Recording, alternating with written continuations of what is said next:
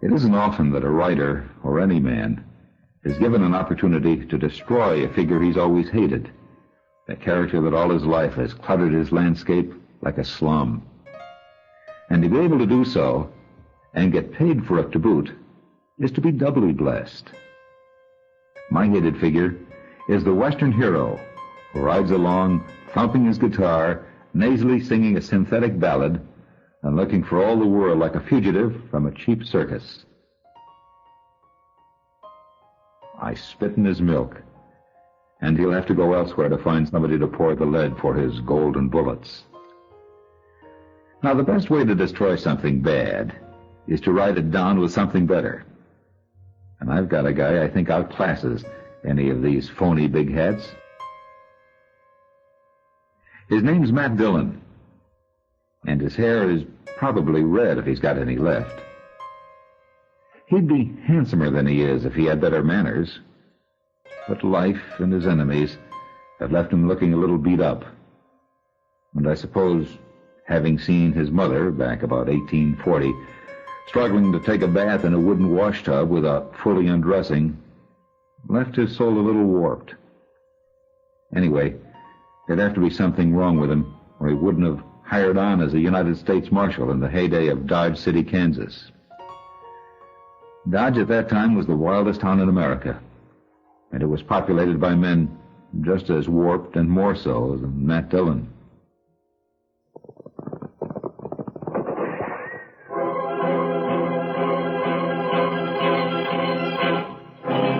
Gunsmoke, brought to you tonight by Plymouth, with an invitation for you to visit a Plymouth dealer's tomorrow. Meet the new Plymouth and enter the big $25,000 contest.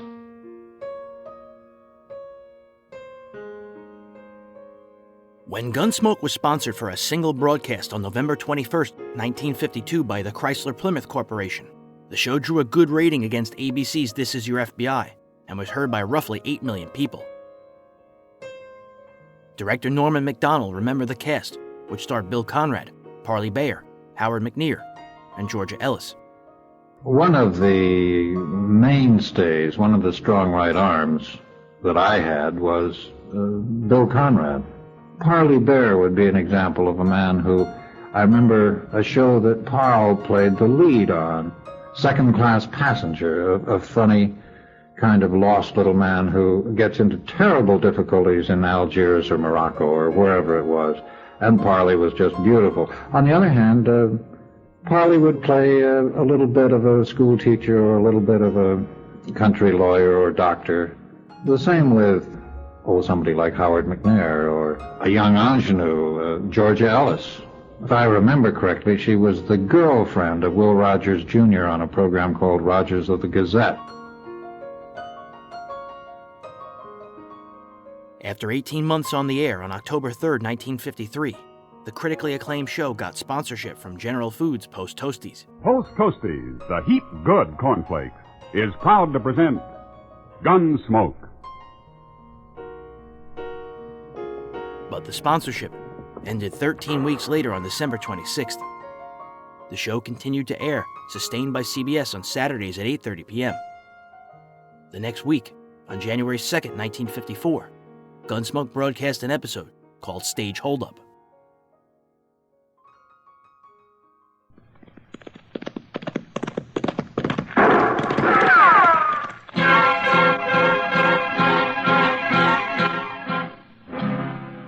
Around Dodge City and in the territory on West, there's just one way to handle the killers and the spoilers, and that's with a U.S. Marshal and the smell of Gunsmoke.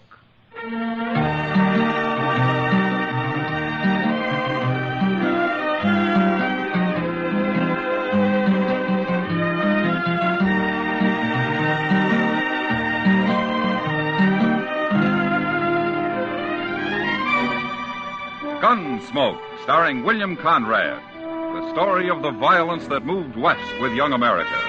The story of a man who moved with it. Matt Dillon, United States Marshal.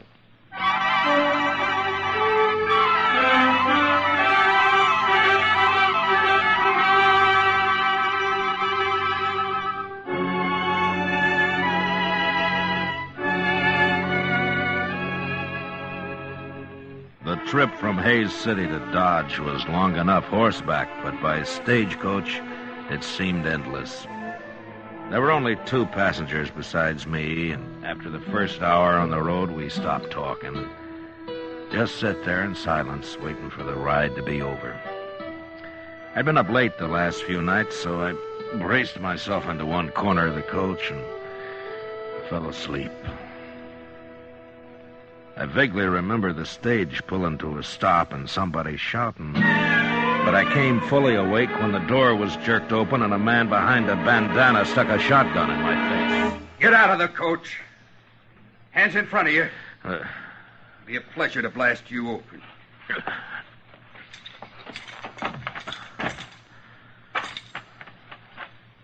All right. Take his gun, Charlie. Yeah.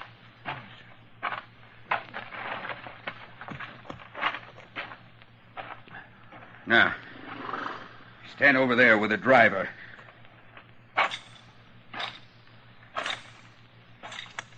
You 2 next. Now get on out and don't try nothing. How come you didn't start shooting when they stopped me, Marshal? Well, I was sound asleep, Hank. Well, I'm sure glad of that. If we put up a fight, that fella with the shotgun would have blowed me clean off the seat. Yeah. How many of them are there? Just these 2? That's all I've seen. Well, there could be somebody with a rifle hiding in that clump of elder over there. Could be... That'll learn him, Charlie. Hey, look. He killed him, Marshal. Yeah, the man was a fool to try that. Go get the box down, Charlie. Take this one to help you. Oh, come on, you. I'll keep an eye on these 2 here. So, you're a marshal, huh? I am.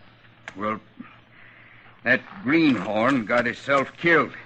He shouldn't have tried to shoot Charlie. No, he shouldn't. Not with a little derringer. Charlie got hit.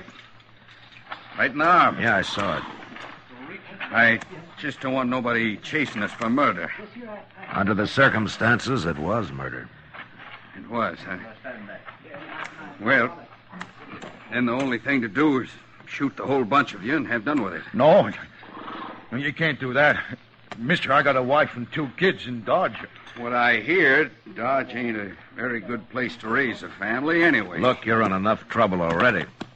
Besides, you didn't kill that man. Your partner did. Yeah, that's right. It's Charlie they'll be after. How much money is there in that box, driver? I don't know. They never tell me. We'll find out. He's got it open now. Load it in them saddlebags, Charlie. I got an idea you're new at this game. Look, if a man was holding a shotgun on me and I was unarmed, I wouldn't have no ideas about nothing, Marshal. You always carry a shotgun, mister? Why? Well, we might meet sometime when you don't have one. You're gonna make me shoot you yet? Hey, look, your partner's ready to go. Okay. Don't you make a move till we're out of sight. We'll ride back and kill every one of you. You understand? I guess there's nothing we can do but stand here. That's all, Hank. For right now, anyway.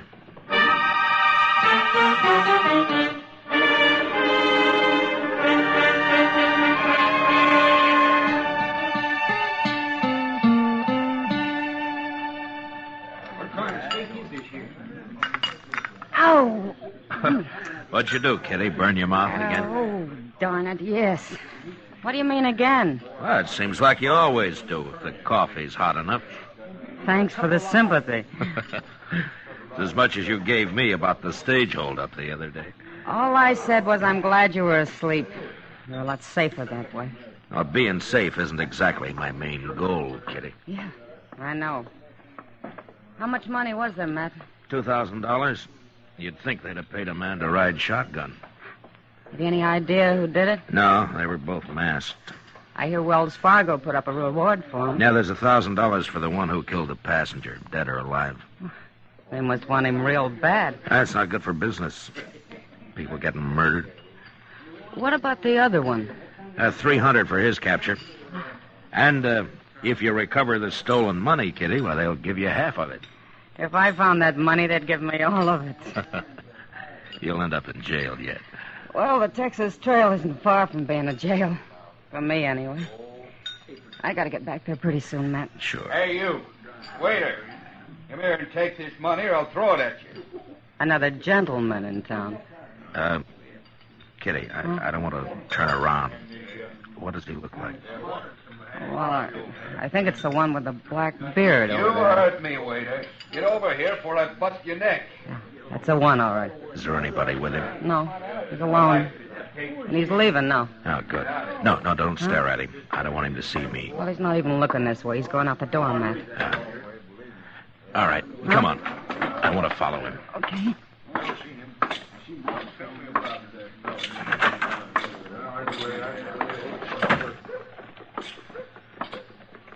Is that him ahead of us there? The big man, yeah. Who is he, Matt? I'm not sure. But he sounds an awful lot like somebody I want. You gonna arrest him? No, not till I'm sure. Maybe not even then. Look, he's going up the docks. Yeah, so he is. Kitty, I'll leave you here.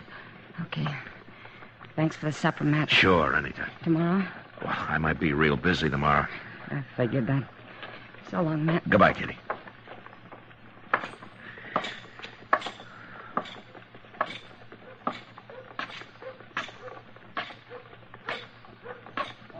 That's a serious thing. It sounds like his arm is infected to me. How'd he do it? Well, he just tore it on some wire. Well, why didn't you bring him into town? It might be gangrene. Is that bad? Bad. Why, he could lose the arm, or even die. Where is he, anyway? On the prairie, camp. Ain't there some medicine or something I could take back with me, Doc? Oh, hello, Matt. Good evening, Doc. Yeah. Go right ahead. I just came up for a smoke. Oh, sure. Sit down, Matt. Yeah, thanks. Now, look, mister. There isn't a medicine in the world. Never mind, But Doc. I'm telling you... Forget it. I'll talk to you tomorrow. Everything's okay. Yes. You better not wait too long. I'm warning you. I won't. We'll take care of everything tomorrow. So long. That man's crazy, that's what. No, he's not crazy, Doc. No, you should have heard him. I did. What do you mean you did? I was outside the door, Doc. Well, he's going under the Oliverganza. I guess he isn't too worried. What's this all about, Matt? Doc, I'll explain it to you later. Right now, I gotta find Chester. Oh, Chester, yes, he's down in the office. I just left him. Oh, good. I sure hope he's had a lot of sleep lately. What's that? He's gonna be pretty busy tonight. I'll see you later, Doc.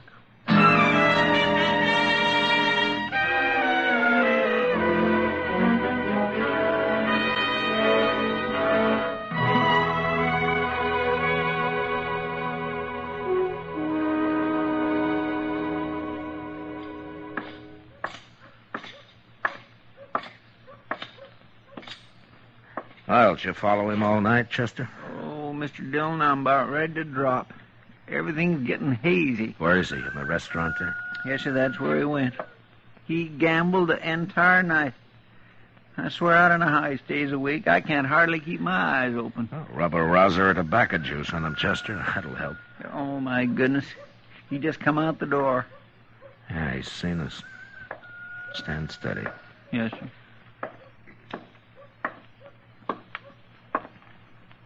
Marshal, I got a complaint. No, is that so? Sure is. I had an idea this man's tracking me all night had something to do with you. Oh, how'd you know I was following you? Mister, you might as well have been wearing snowshoes with cowbells tied on them. No, that's not true. That's a doggone Never lie mind, now. Chester, never mind. What is your complaint, mister? Well, you. Can't a decent citizen ride into Dodge and do a little gambling without being haunted by your man here? Well, that depends on how decent the citizen really is. What name do you go by, anyway? My own? Jeremo. Jeremo? Is that all there is to it? That's all. Yeah. Well, Jermo, I just didn't want you to leave town without my knowing about it. Why not? I ain't done nothing. Well, Doc told me about your partner. The one who tore his arm on some wire. What about him? Well, I'm curious to see if you're going to take care of him, that's all. Well, of course I am. He'll die if you don't hurry. Well, I'm going after him. When? Well, it's no business of yours when. And anybody following me is likely to run into trouble. From a shotgun, Jermo? I don't use a shotgun, Marshal. Your partner's dying, Jermo. You're wasting time. And he's dying. He's my partner, not yours. I'll take care of him. Sure, Jermo. But you better hurry.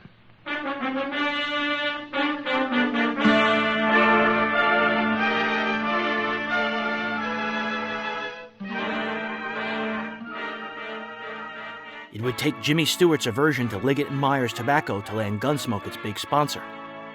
They wanted to sponsor the six-shooter. Stewart declined, fearful of what a tobacco brand might do to his wholesome image. The six-shooter went off the air, while Liggett & Myers sponsored Gunsmoke, beginning with the July 5th, 1954 episode. By 1956, Gunsmoke was the top-rated show on radio. Hours has been cut off the average work week. These facts add up to the better we produce, the better we live.